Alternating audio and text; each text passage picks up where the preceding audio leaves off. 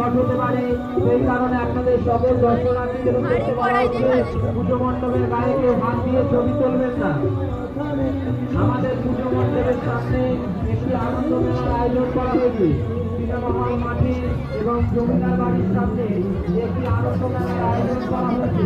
সেই মেলায় আপনারা সকলে আনন্দ উপভোগ করুন।